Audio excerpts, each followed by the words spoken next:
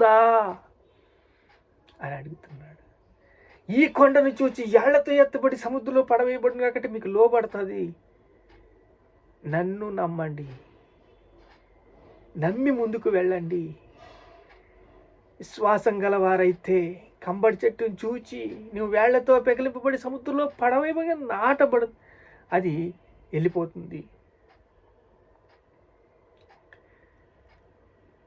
ఇక్కడ మనం గమనించవలసిన విషయం ఏంటంటే, దేవుని పట్ల ఆసక్తి ఉంది కానీ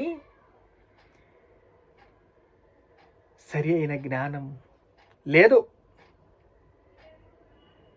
ఎందుకంటే దేవుని చెప్పిన మాట వింటున్నావా? ఎన్నో నశించిపోతున్న ఆత్మలు జార్ఖండ్, అస్సాము,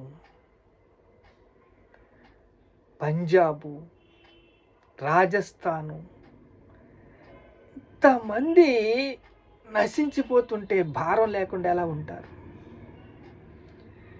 ఎన్ని ఆత్మలు సంపాదించేవంటే ఏమి లెక్క చెప్తారు? అందుకే అన్నాడు, ప్రభువా ప్రభువా అని ప్రతి వాడును పరలోక రాజ్యానికి వెళ్ళడు, కానీ దెయ్యాలు లోబడుతున్నాయని నువ్వు పెద్ద పొంగిపోవద్దు. కానీ జీవగ్రంథంలో నీ పేరుందా? మనస్సాక్షి ఉందా? ఈరోజు నువ్వు గమనిస్తున్నావా? ఈరోజు నువ్వు జ్ఞాపకం చేసుకుంటున్నావా? నన్ను సౌలా సౌలా పౌలా నన్ను జ్ఞాపకం చేసుకో, నన్ను హింసిస్తున్నావు నువ్వు అన్నాడు. ఎందుకంటే మానవుడు పాపపు స్థితిలో నుండి విడుదల పొందాలని గిలిగిలి గిలిగిలి గిలిగిలి కొట్టుపోతున్నాడు. కానీ మార్గము తెలియదే. ఆ మార్గం నేనే మార్గం, నేనే సత్యము, నేనే జీవం అన్నాడు యేసయ్య. దేవుని పట్ల తృష్ణ ఉంటే, భక్తి ఉంటే, వైరాగ్యం ఉంటే, ఆసక్తి ఉంటే మనం విత్తుతాం.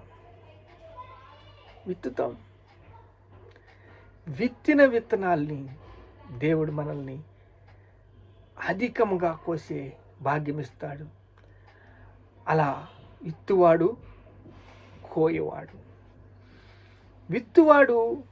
కోయవాడు